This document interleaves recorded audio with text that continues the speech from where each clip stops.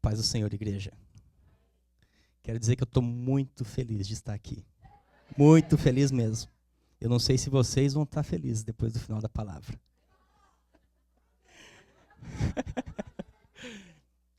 Abra a Bíblia de vocês, do Evangelho de João, capítulo 9. Nós vamos ler a partir do versículo 35. Eu quero intitular essa palavra com um cego guiando outro cego.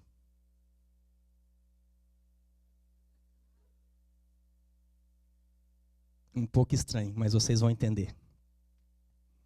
Todos abriram?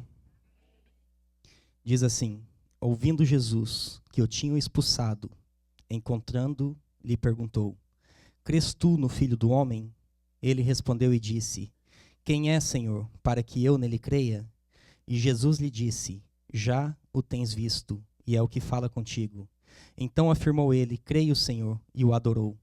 Prosseguiu Jesus: eu vim a este mundo para juízo, a fim de que os que nele vêm vejam, e os que vêm se tornem cegos. Alguns dentre os fariseus que estavam perto dele perguntaram-lhe: acaso também nós somos cegos? Respondeu-lhes Jesus: se fosseis cegos, não tereis pecado algum, mas porque agora dizeis, nós vemos, subsiste o vosso pecado. Vamos orar. Pai, esta é a tua palavra, Pai. Palavra que gera vida, palavra, Pai, que traz transformação, Senhor, para nossas vidas, ó Deus. Pai, nós queremos te pedir, Senhor, que o nosso espírito esteja aberto hoje, Senhor, nesta noite, Pai, para receber a tua palavra, e que esta palavra, Pai, venha trazer transformação de vida, Senhor. Que nós possamos sair daqui hoje, Pai, crentes melhores do que nós entramos, ó Pai, no nome poderoso de Jesus. Meus irmãos, após ler esse texto de João, se você for lá no começo do texto, Jesus cura esse cego de uma cegueira física. E esse cego é tocado por Jesus, ele é curado. E mesmo assim ele não reconhece quem Jesus é. Mas no final do capítulo, a partir do versículo 35, vocês podem ver que ele vem a reconhecer quem Jesus é. Ele se prostra e o adora.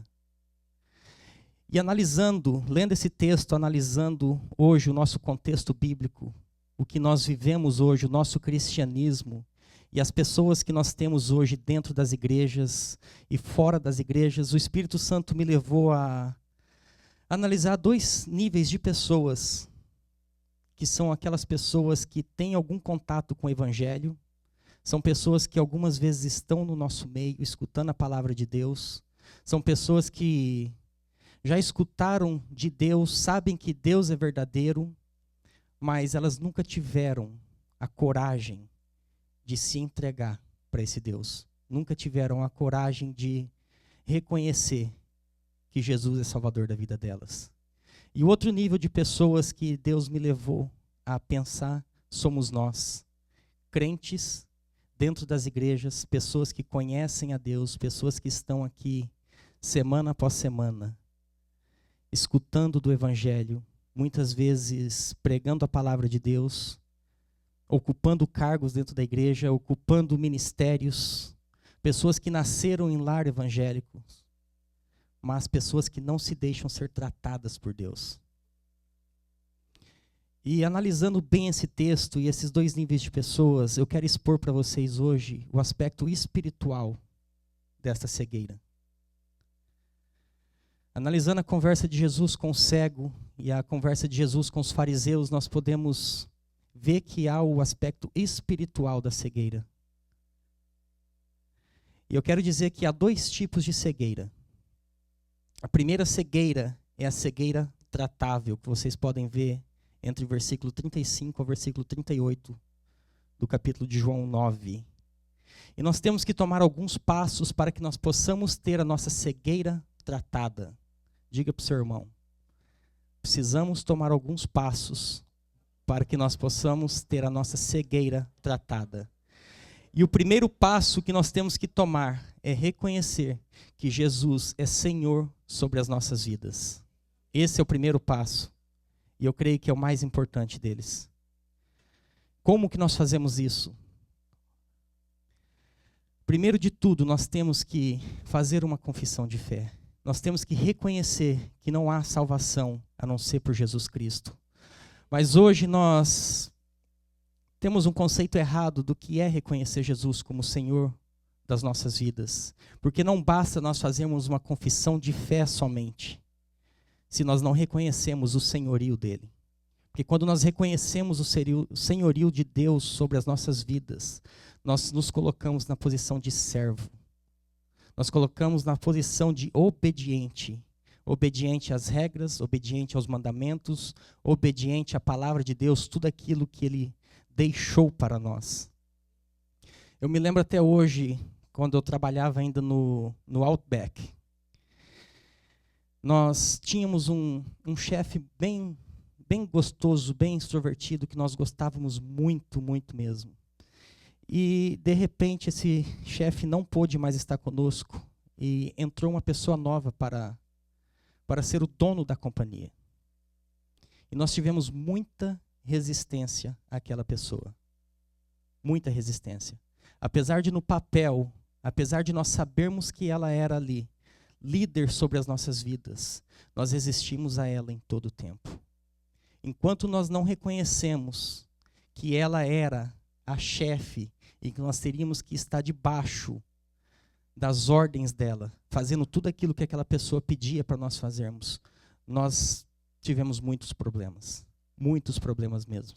Nós sabíamos que ela era a dona do lugar, o nome dela estava na plaquinha em cima da porta, mas nós não reconhecíamos ela, porque nós queríamos o chefe antigo. E nós fazemos isso com Deus muitas vezes. Nós dizemos que Ele é Senhor sobre as nossas vidas. Muitas vezes, eu creio que aqui todos, se perguntarmos se Jesus é Senhor sobre a sua vida, todos vão responder que sim. Nós sabemos que Ele é Senhor sobre as nossas vidas. Nós temos o nome dEle estampado no livro chamado Bíblia, dizendo que Ele é Senhor sobre nós. Mas muitas vezes nós resistimos às ordens e aos mandamentos de Deus. Então, se nós não reconhecemos isso, se nós temos a dificuldade de reconhecer que nós temos que ser obediente, nós temos que mudar. Nós precisamos mudar. Então, o primeiro passo é reconhecer o senhorio de Deus sobre as nossas vidas. Amém? A Bíblia usa o termo morrer para o mundo. Nascer de novo significa morrer para o mundo e ter uma vida nova em Cristo Jesus. Nascer em Cristo Jesus. E quando nós nascemos em Cristo Jesus, nós temos que passar a obedecer os mandamentos de Deus. Amém? O segundo passo que nós temos que tomar para ter a nossa cegueira tratada é viver uma vida de adoração. João 4:24 diz que Deus é Espírito e importa que os que o adorem em espírito e em verdade. Hoje, quando nós falamos em adoração, nós temos uma visão um pouco distorcida do que significa adoração. Sempre que nós falamos em adoração, nós logo pensamos em cantar louvores a Deus. Pensamos em dançar, pensamos em trazer os nossos dízimos ao altar de Deus. Tudo isso faz parte da adoração. Tudo isso é um estilo de adoração. Mas muitas vezes nós fazemos isso da maneira errada. Nós fazemos isso com o coração em outro lugar. Nós não fazemos isso com o coração em Deus. É possível nós estarmos na igreja orando. É possível nós estarmos aqui cantando louvores, dançando, ofertando na casa de Deus, sem que nós estarmos orando, sem que nós estamos adorando a Deus. É possível nós fazermos isso. Se nós não estamos com o coração voltado ao Pai, se o nosso espírito não está conectado a Deus, é possível você estar na casa de Deus cantando louvores e dançando sem estar adorando a Deus. Eu vou dar um exemplo para vocês. Imagine um homem numa roda de mulheres conversando. Minha esposa me pede para ficar em casa e ela conversando com as amigas dela sobre bolsa de Michael Kors, cor de unha e corte de cabelo. E eu, como marido obediente,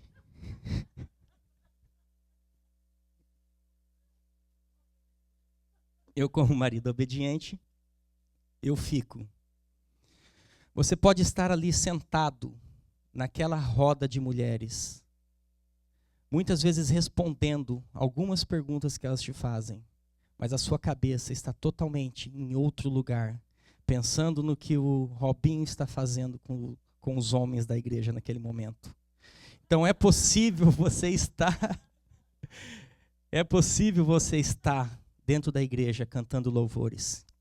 Se o seu espírito não está conectado com Deus, você não está o adorando em espírito e em verdade. A adoração parte de dentro. Você não precisa estar na igreja, você pode estar adorando a Deus no seu carro, no seu trabalho, onde quer que você esteja, fazendo o que quer que você esteja fazendo, é possível estar adorando a Deus. Amém? Terceiro passo para nós termos a nossa cegueira tratada é viver uma vida de busca.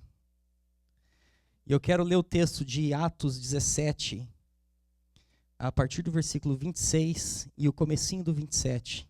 Diz assim: e de um só fez todas as raças dos homens para habitarem sobre a terra, a face da terra, determinando-lhes os tempos já dantes ordenados e os limites da sua habitação, para que buscassem a Deus. Eu, quando escutei esse versículo, o pastor Luciano Subirá pregou essa palavra na última vez que ele estava aqui. E mexeu muito comigo essa palavra. Nós escutamos pessoas dizendo o tempo todo que nós somos criados para adorar a Deus, quando na verdade nós somos criados para buscar a Deus. O adorar a Deus é uma consequência da sua busca a Deus. Quando você busca a Deus, você adora a Deus, mas nós não fomos criados para adorar a Deus. E eu fui ao dicionário procurar o significado da palavra buscar. Significa pesquisar, analisar com minúcia, examinar exaustivamente, esforçar-se excessivamente para encontrar algo ou alguém. Então eu quero dizer para vocês que você sendo criado para buscar a Deus não é nada fácil, é uma vida cansativa. Nós temos que estar o tempo todo analisando a palavra de Deus. Nós temos que estar o tempo todo em oração, o tempo todo em jejum. Esse é o nosso papel. Se nós queremos encontrar a Deus, se nós queremos que Deus se revele a nós, nós temos que viver uma vida de busca, uma vida diária de busca.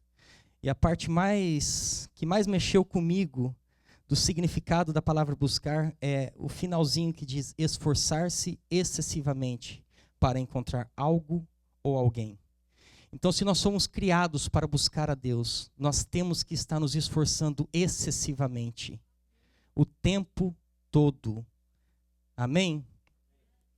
Isaías 55:6 diz assim: busquem o Senhor enquanto é possível achá-lo, clamem por Ele enquanto está perto. Não esperem, nós nunca sabemos quando é a hora que Jesus vai voltar. Busquem a Ele enquanto é possível achá-lo. Amém? Esse é o terceiro passo.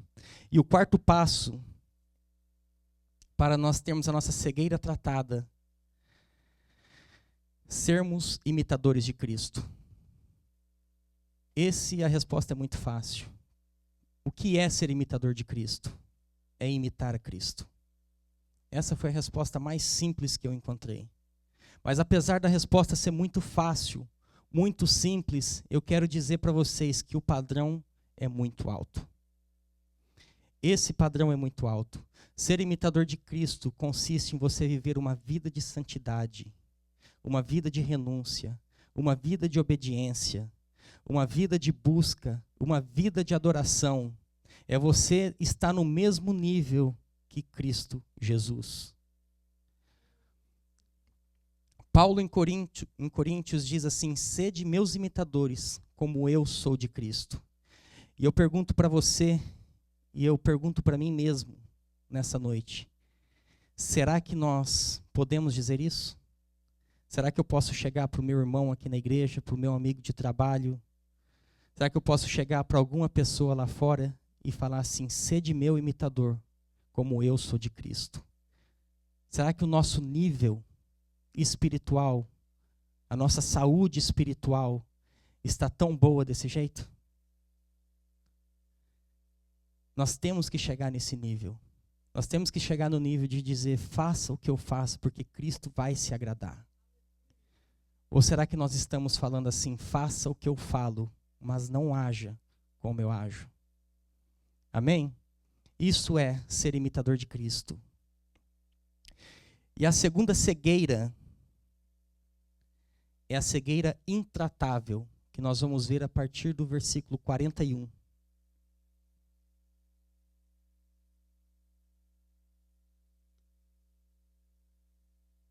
E nós vamos ver algumas maneiras que nós agimos, que nos impossibilita de ter a nossa cegueira tratada. A primeira maneira de agirmos que nos impossibilita de termos a nossa cegueira tratada é através da religiosidade. E hoje é muito fácil nós nos tornarmos crentes religiosos. Muito fácil. Hoje as pessoas esperam atitudes nossas dentro das igrejas, esperam atitudes nossas em qualquer lugar que nós andamos. Eles querem que nós demonstramos um padrão, nos portamos de algum jeito, nos vestimos de alguma maneira, que nós não fomos chamados para isso. Nós somos chamados para ser parecidos com Cristo. E mediante esse padrão que hoje é exigido, nós acabamos nos tornando religiosos. E eu quero dizer para vocês que Deus condena a religiosidade. Deus condenava no tempo dos fariseus e Deus condena até hoje. Nós vamos ler em Mateus 6, o comecinho do capítulo, a partir do versículo 1. Se vocês quiserem acompanhar, Mateus 6.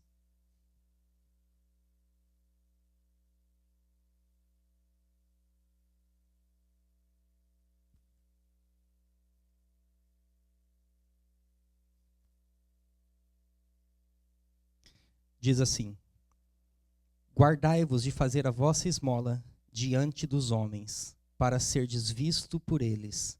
Aliás, não tereis galardão junto de vosso Pai, que está nos céus. Quando, pois, deres esmola, não faças tocar trombeta diante de ti, como fazem os hipócritas nas sinagogas e nas ruas, para serem glorificados pelos homens. Em verdade vos digo que já receberam seu galardão. Mas quando tu deres esmola, não saiba a tua mão esquerda o que faz a tua direita, para que a tua esmola seja dada em secreto, e teu Pai, que vê em secreto, ele mesmo te recompensará publicamente. E quando orares, não sejas como hipócritas, pois se comprazem em orar em pé nas sinagogas e às esquinas nas ruas, para serem vistos pelos homens. Em verdade vos digo que já receberam seu galardão. Não estou dizendo que vocês não devem orar um pelos outros. Não estou dizendo que você não deve ir para as praças fazer evangelismo. Não estou dizendo que você não deve dar esmola. Não estou dizendo que você não deve pregar a palavra. Tudo isso nós devemos fazer. Tudo isso é obrigação nossa. O que nós não nos devemos fazer é fazer isso para nos mostrar para homens. Nós temos que fazer isso para agradar a Deus. Amém?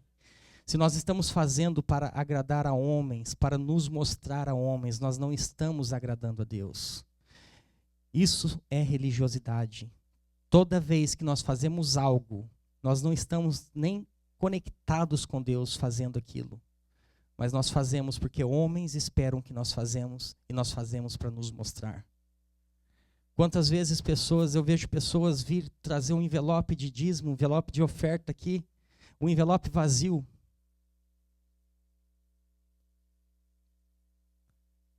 Porque tem pessoas olhando e elas não querem serem julgadas. Simplesmente fica no seu lugar. Isto é religiosidade. Isto é religiosidade. Não tem ninguém do teu lado te julgando se você vai dar oferta naquele dia ou se você não vai. Amém? Essa é a primeira maneira de nós agirmos que nos impede de ser tratado. E a segunda maneira é através da dureza de coração.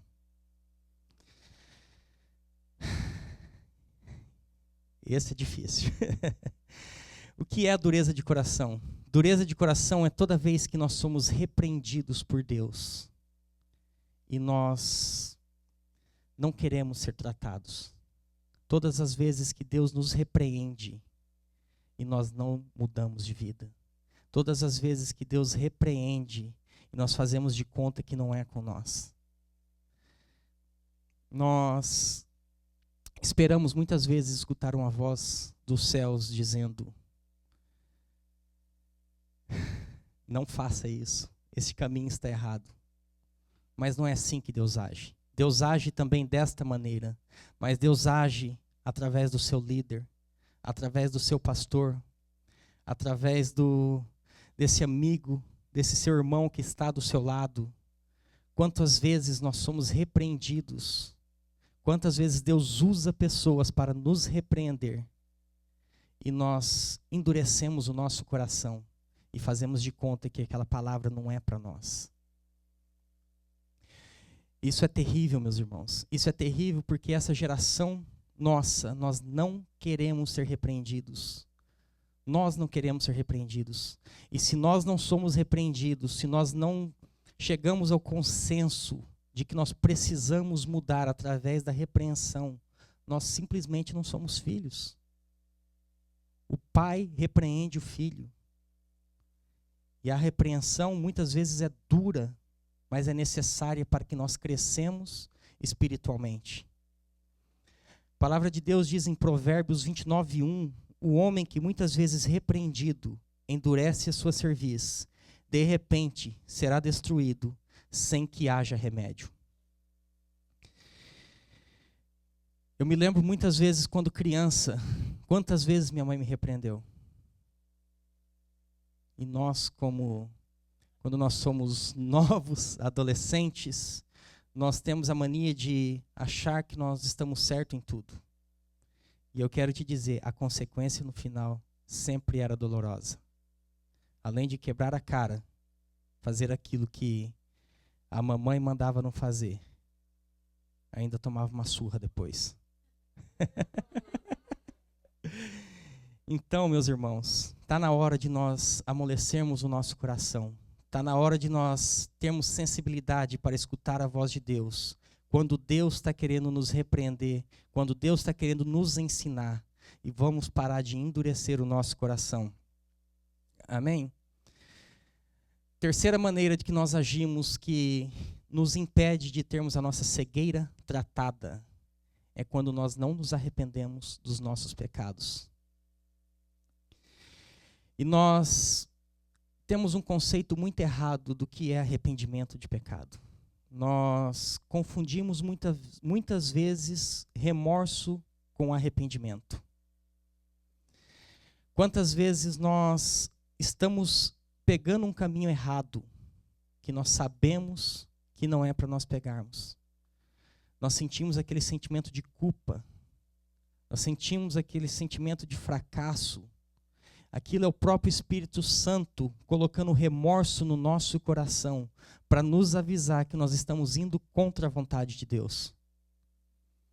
Mas cada vez que nós sentimos isso e nós continuamos naquele caminho errado, não quer dizer que você se arrependeu. Você foi avisado pelo Espírito Santo, mas você nunca se arrependeu. O arrependimento significa mudança de atitude. O Espírito Santo usa o remorso para nos avisar. Deus fala, vai para a direita. Nós chegamos aqui no cruzamento, nós pegamos para a esquerda. O Espírito Santo na hora nos avisa. Coloca aquela culpa no nosso coração, na nossa alma. Muitas vezes dói. E às vezes nós continuamos pelo caminho errado. Mas o arrependimento é quando você dá o passo errado para a esquerda. Você sente aquele remorso. Você ora ao Pai e diga, me perdoa, Pai. Me perdoa porque eu pequei e eu estou no caminho errado. E automaticamente você muda e volta para o caminho certo. Isso significa arrependimento. É mudança de atitude. Não basta somente sentir o remorso. Nós temos que mudar de atitude. E a quarta e a última maneira que nós andamos, que nos impede de ter a nossa cegueira tratada, é quando nós somos soberbos. Significado de soberba é a manifestação de orgulho, de pretensão, de superioridade sobre as outras pessoas, é a arrogância, a altivez, a autoconfiança exagerada. E muitas vezes nós pensamos assim: eu não sou soberbo. Mas o antônimo de soberba é humildade. O contrário, o oposto de soberba é humildade. Então eu quero dizer para vocês que todas as vezes que nós não somos humildes, nós somos soberbos. E eu peguei 3 versículos bíblicos que eu quero deixar com vocês sobre soberba. O primeiro é Tiago 4:6, que diz assim: Deus resiste aos soberbos, mas dá graça aos humildes.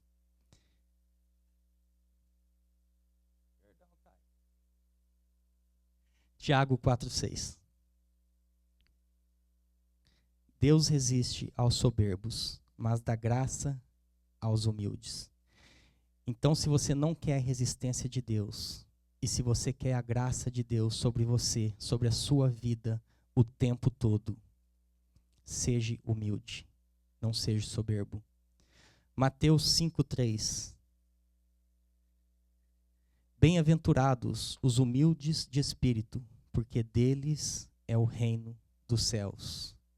Seja humilde, nós só temos a ganhar sendo humildes. Esqueça a soberba, esqueça o orgulho. E o último é Provérbios 16:18. A soberba precede a ruína. O espírito arrogante vem antes da queda. Então, se você não quer cair, se você quer continuar vitorioso, se você quer continuar desfrutando da plena bênção de Deus para as suas vidas, seja uma pessoa humilde. Amém? E eu quero convidar todos a ficarem em pé. O Ministério de Louvor vai estar tocando uma música.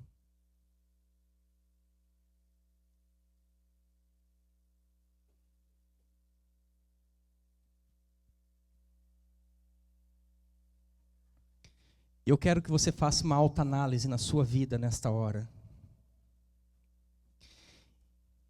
E mediante esses passos que nós devemos tomar para nós termos a nossa cegueira tratada, eu quero que você pense se tem algum passo desse que você precisa mudar, ou se tem alguma maneira que você está agindo, que está te impedindo de ter a tua cegueira tratada.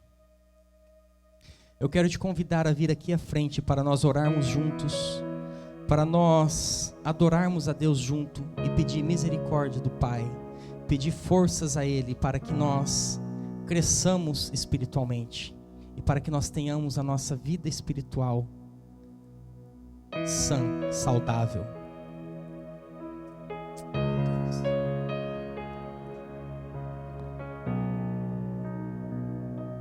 Você pode começar nessa noite, a tratar com o teu orgulho. Todos nós temos algo que nós precisamos mudar. Todos nós temos algo que nós precisamos pedir a Deus e colocar no altar do Pai, para que nós sejamos transformados.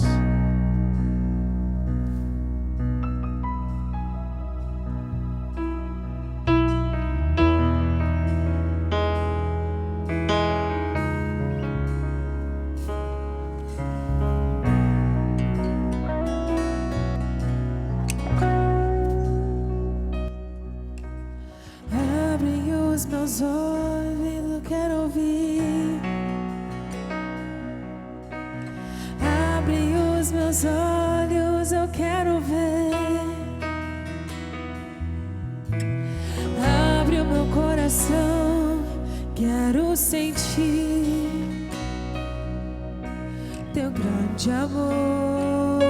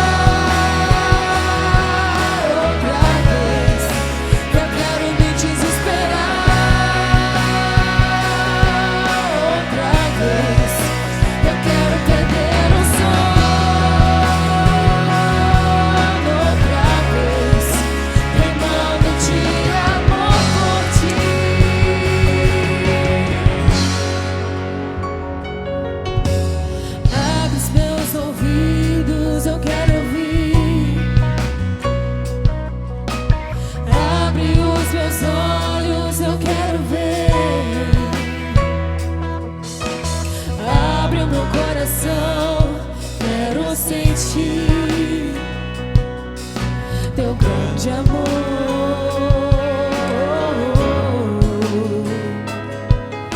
teu grande amor.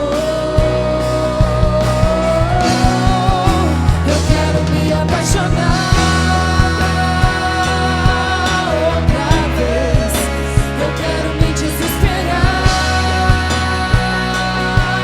outra vez, eu quero perder o sono outra vez, queimando de amor por ti. Eu quero me apaixonar outra vez, eu quero me desesperar outra vez, eu quero perder o sono outra vez, queimando de amor por ti.